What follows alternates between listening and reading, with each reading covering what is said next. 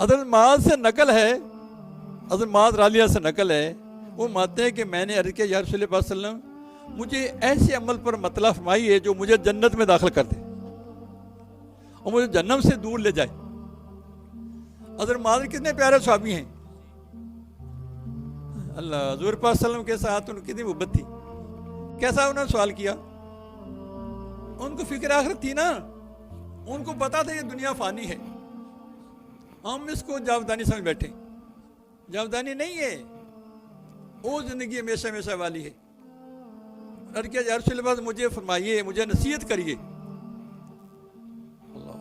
جو مجھے جنت میں داخل کر دے، جنت سے بچا لے جائے۔ آپ نے فرمایا تو نے بہت عظیم سوال کر دیا، تو نے بہت عظیم سوال کیا، لیکن اس کے لیے بہت آسان ہے جس پر اللہ تعالیٰ اسے آسان فرما دے۔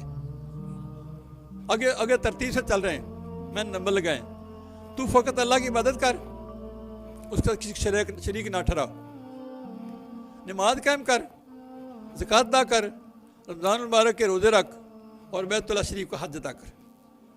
پھر ارشاد فرمایا کیا میں ابو الخیر بھلائی کے دروازے پر تمہاری رہنمائی نہ کر دوں؟ رسول اللہ نے اور بات کو آگے بڑھا دیا، کیا میں ابو الخیر کیا ہوتی ہے؟ بھلائی کا دروازہ، میں تمہاری رہنمائی نہ کر دوں؟ فرمایا روزہ ڈال ہے، روزہ صدقہ گناہوں کو ایسے ختم کر دیتا ہے جیسے پانی آگ کو بجھا دیتا ہے۔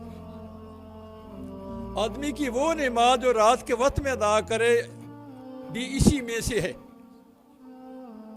پھر آپ صلی اللہ علیہ وسلم نے آیت یعملون تک تلاوت فرمائی، تتجافا جنوبہم، ہے نا؟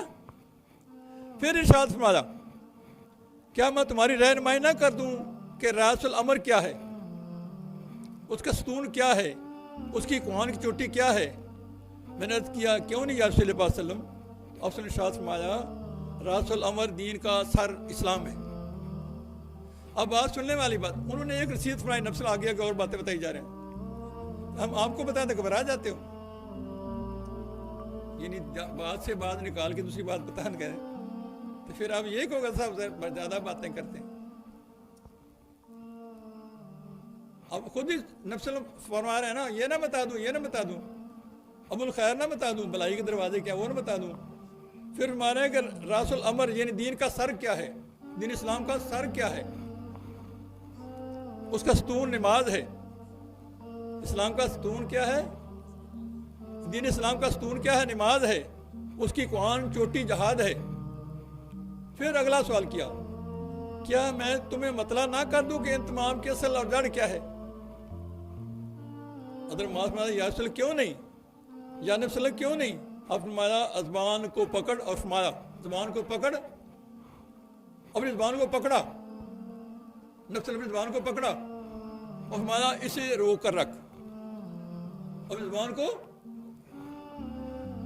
یہ سن کر میں نے عرض کیا یا نبی اللہ کیا ہم زبان سے جو گفتگو کرتے ہیں اس پر ہمارا مواخذہ کیا جائے گا؟